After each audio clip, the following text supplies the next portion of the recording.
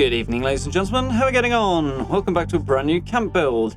And this time when I say camp, I actually kind of mean it. Because most of the camps we build are more house-orientated, whereas this one actually is a proper camp. So, doing something a little different, and I'm really pleased with the look of this one. It's come out very well. So we're going to attempt a little technique here that I first saw over on Jug's channel, which I should be linking either down in the description or on a card around about now. And it's a bit complex, so you have to be a bit careful with it.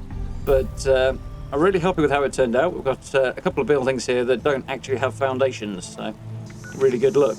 But before we look at that, let's look at where we are. So, see a little marker there. We are just across from Point Pleasant and the Mothman Museum, pretty much due south of Marigold Pavilion, and a little bit to the northwest of Hunter's Ridge, which is a new spot I found recently, and it's really cool, actually. Vault 76 there. You see this little custom marker is on a power pylon that's actually got a solid concrete base rather than separate feet, I suppose. So we're just over the cliff from that. Makes it a bit easier to find. See the area we're working with here. A decent sized area, decent clearing in the middle of the trees here that I want to focus on. I also want to leave the shrubbery around the outside in place because it keeps it more sort of permanent camp vibe going on, which is quite cool. So, first things first, we're going to build this structure with no foundations. He says putting foundations in. So, while we're doing this, well, first thing, I want to line up where I want the structure to be, which is pretty much here where these foundations are. And of course, we do need to start with a foundation. This game won't let us just go straight in without one. We're going to snap a couple of extra ones on the front here, so we get an idea of where it needs to be. Take off the ones we don't need, and we're going to start with this last one. So I'm building two out so that I've got a little bit of extra room to the front door on here, because if it's right up against the foundation, it won't work. But we've got this in place. First thing you need to do is lift the foundation up so that it is just slightly below the height of a half-height wall. This is actually a tiny bit too low, as we'll see in a minute. But the principle's there. Then we snap a half wall on the top, get our roof in, go all the way along. That's where we want the actual structure to be. And then we snap the walls to the roof. We use a full-size wall when I find one. There we go. Unfortunately, I'm having a little bit of an issue with the door here. Partly that it's, well, entirely that it's too low. See, we can get the regular walls in on the sides here, but where I want the actual door, right here, I can't snap a wall in. As we'll see in just a second, I also couldn't get through the door even if I could. But it's something to bear in mind. The other thing to bear in mind is if you need to correct something and you've taken the foundation off, you will have to move your entire camp and start again. Because unfortunately, once the foundation's gone, you can't do anything to the structure. So, something to bear in mind. And occasionally, even if you haven't removed the foundation, you may have that problem as well. So, if you're going to use this particular technique, then do it first. Otherwise, you might have to start all over again. And do so at your own risk. Obviously, it's not designed to be done this way. So, we have bumped the foundation up a little bit. This is just so we couldn't get through the doorway. Now we can. So, we'll whip that out, it's on the way. Get our walls on. Really need one there, but I do need some roofs. There we go.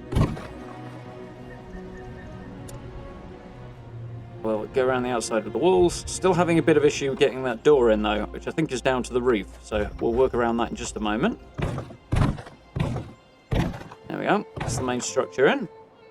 So as the door won't go on, we're going to need to take that roof off. But if I do that, I won't be able to put the wall on at all because it will no longer be attached to a foundation. So we're going to have to sort of work around it. And this doesn't always work, but it usually does, so something to bear in mind. We'll extend the roof along the side, whip the one out that we don't need so we're still connected to the foundation, and in goes the door. So it usually works, but not always, so be prepared. You're trying to force the game to do something it doesn't want to here, so problems do occur. But with the structure in place, we can whip everything off, disconnect the foundation, and now I can still put a door on it, but I can't do anything else, apart from build inside it, obviously.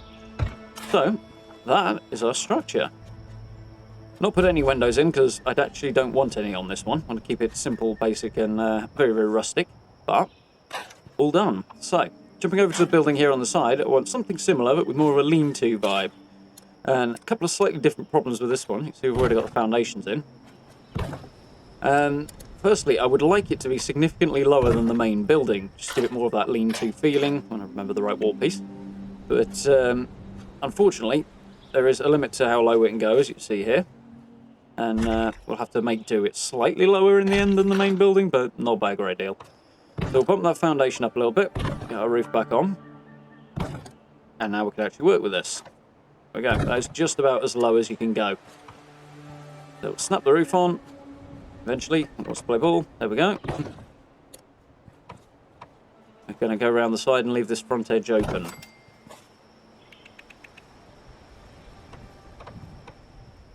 Oh, got that angled one on.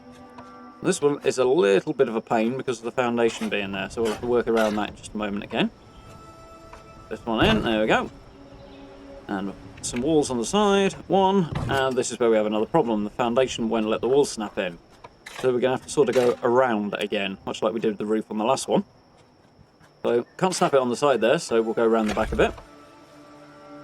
And I'm probably being a little overcautious with this one, so better that than not cautious enough, I guess. But we'll snap the walls on there. As you can see, one of them's the wrong way round, so I'm going to put a roof on just in case. It probably won't make any difference, but as I say, rather than having to start all over again. Right, we'll get that in there. We can now pull the foundation off and use the other ones as our jumping off point. Snap our wall in, and remember to use the right one. There we go. And now we can take the bits off we don't need. So that is basically how you build without foundations. As I say, link to Jug's channel in the description if you want to head over there and see his original stuff. He hasn't uploaded in a while, but there's some very good tutorials from the early days of the game there, so worth a look. But for now, it's mostly going to be decoration for this, which is kind of the theme of the build. Some fun ideas. Don't want it to be too structurally orientated. Don't want it to feel like a camp. I also want to avoid it being too fortified, but at the same time, I do want it to feel enclosed. So we're going to work on that. Which is a bit of a fine line to walk. I want to sort of feel like a circle and an enclosed area that's sort of secure but not, overly fortified. So we're going to slap down a couple of hay bales here, a few other bits and pieces like that, just to kind of give us an edge to the camp here. Make it look a little ramshackle. I actually end up moving most of this stuff over to where I'm standing now, just because there's a gap between two trees on that side that looks way better as an entrance to the camp, but we'll get to that later. We'll make some small adjustments here because it's angled too closely into the area I want the camp to be. Bit of the evening coming in, but this won't last very long. You see, once I put the cooking station in there, the middle area of the camp looks way too small, and it's a bit over towards the edge rather than in the centre, so we're going to pull that back edge back out, working on now. In this case, a bit of mix and matching, just chucking in whatever you can, making it look rustic. I also want it to look reasonably believable. I don't want it to look like there's something there that couldn't viably have been dragged there or got there somehow by people. Admittedly over a reasonable length of time, but I don't want it to look too unrealistic, I guess. There we go, starting to imply the edge of the camp now. We'll shift our cooking station into the middle. Obviously it has to be our focal point for the camp. We have a little bit of an issue here. I'm sure you're aware. You can't get a fire underneath this, and you also can't move the cooking station on top of a fire. That cropped up in last week's build. There we go. So we're going to go back to the good old Fallout 4 days and rug glitch it, kinda. Very, very limited compared to what the rug glitch used to be able to do in Fallout 4, which is a little sad in some ways, but in this case, it'll do the job. So we're going to take the least decorated, I suppose, rug, and have something that will blend into the ground a lot more there. So a very, very plain one. Drop our fireplace, I suppose, campfire on the top of it, and just slide it in using the practice place on there. There we go, nice and easy. So one of the things I also want to avoid with this is anything too sort of high-tech. And in this case, a water purifier is probably pushing it, but I do want a source of purified water. I don't really want generators around, but we've got to power it somehow. In this case, I'm just tucking the Voltaic generators behind the thing to keep them as out of sight as possible. I'd love to have these in a more rusted, beaten up look, but this is all we've got for now. Could use a whole load of the basic generators, but they're really noisy and annoying, so this option is way more appealing if we can hide it. So that's what we're going to do. We'll quickly link these together, get them over to the water purifier, pop another one on top and link that one up. This is much easier now because they've patched the wire issues we had, which is a most welcome little fix. There we go. A little bit noisy in that corner, but not too terrible. So we'll get some furniture in this little lean-to here. I'm sure you guys know how to put a few workbenches down, so we'll skip on past that. The idea here is to make it look reasonably contained within the structure, but also accessible and open, and keep that lean-to feeling and campsite feeling rather than specifically have it feeling more enclosed. So I've swapped over the chemistry station and the weapons workbench there because the pipes from the weapons bench were sticking outside of the building. It didn't really look right. It happens a little bit with the chemistry one there, but it's not as pronounced, so it's much better. So table in the corner with the stash box on it. Go with the toolbox to make it look a little bit more in keeping with the rest of the structure. I'm going to put a little table in the front, throw a little bit more light around the place, and to kind of give it keep the lean-to feeling, but also make it feel a little bit more self-contained. You'll see what I mean in just a sec. So we'll pop a lantern on there. There we go. Shove it over to the side a bit. It's a bit too centralised there. And we'll move this table. There we go. A little better. We'll pop around the side and line it up with the front edge, so it's basically within the structure. It's not quite there,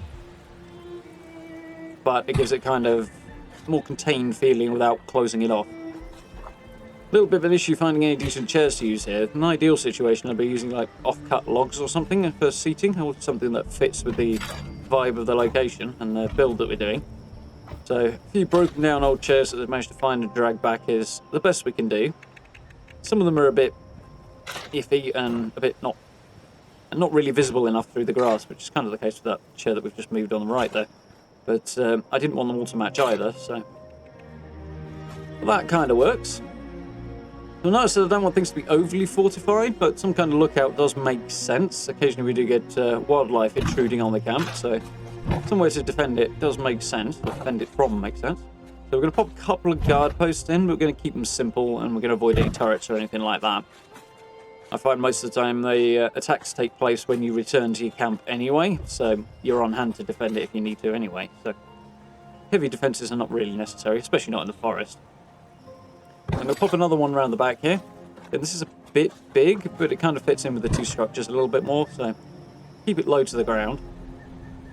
Where it's not over the top, but it'll keep the appropriate feeling, and it helps keep it feel a little bit more enclosed as well.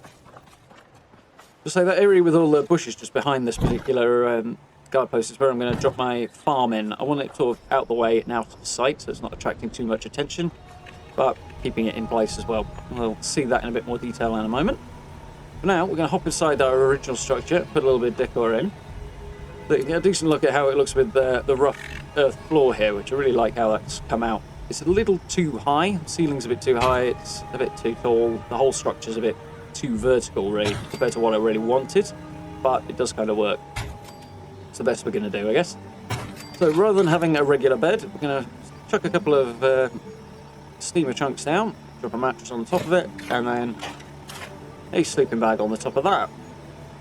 Give it a bit more of a rustic vibe. We'll have a look at some of these Twitch Prime sleeping bag skins we've got from around about the Christmas period. Unfortunately, we moved on to a different Twitch Prime offer at the moment, so if you haven't picked that up, make sure you do. Free skins are always welcome. Get a little bit of furniture in here, a couple of tables, well, a table and some chairs. We're going to keep it very, very basic. I want it to feel somewhat homely, but not too homely, and reasonably secure, but also rough and ready. So, striking that middle ground, that balance. Table, a couple of chairs in, even. Remember what they're called.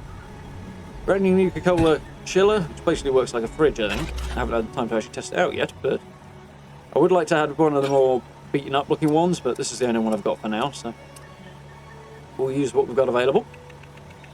More bits and pieces. I don't want it too cramped in here, but I do want it to look lived in, so get a box in there.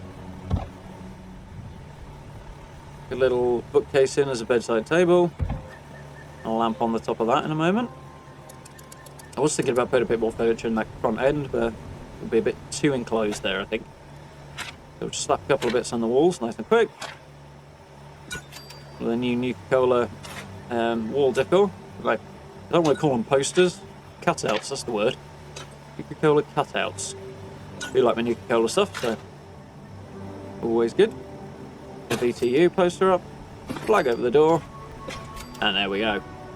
So, that's the main thrust of the build. So let's take a look around at the finished product, shall we? So we're going to head up from a little bit down the way. And one of the reasons I moved the entrance, as I said before, is to get this little arch in the trees here. It's got a nice kind of, well, archway for an entrance. And also there's kind of lay of the ground sort of in line with that kind of forms a path up to it. So I wanted to use that as well.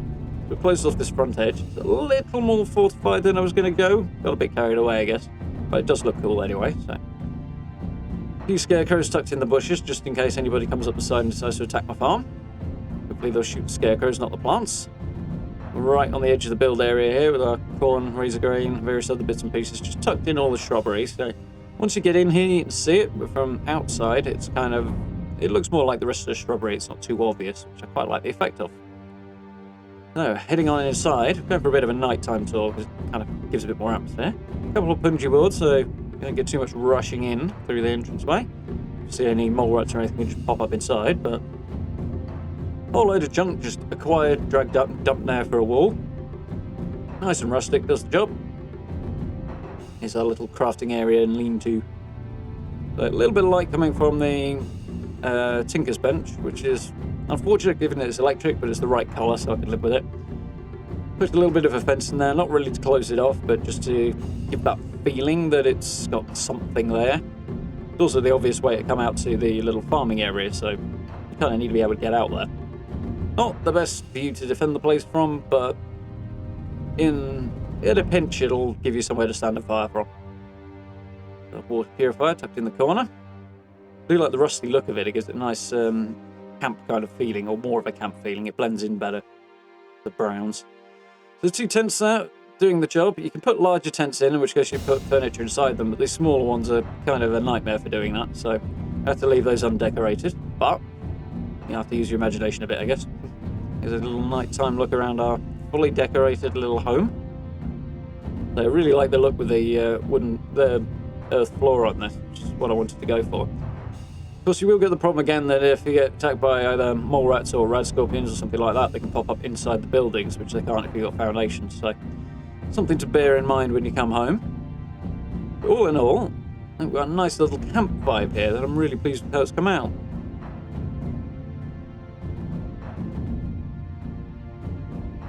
Tuck around the side. I've tried a couple of the only fast-snack decorations I've got on the side of the building there, just to make it look a little bit more rustic. Obligatory toilet tucked behind the tree there and out the way. I guess you wouldn't want to sleep in the nearest tent, but it is what it is. The options are a little limited. I didn't really want to put it in the farm or right next to the house either, so, or right by the entrance. So. But there we go. So I do hope you enjoyed that one, folks. If you did, please do drop likes and subs. It's always very, very much appreciated. Social media links down in the description as well if you want to catch up with me on Twitter, Instagram, or Facebook. And if you haven't caught one of the live streams already, then please do come and hang out. It's a good time to be had. And if you're really enjoying the content, you can have a look at channel membership via the blue button below. It's very, very much appreciated. But for now, thank you very much for watching. I look forward to speaking to you all very, very soon.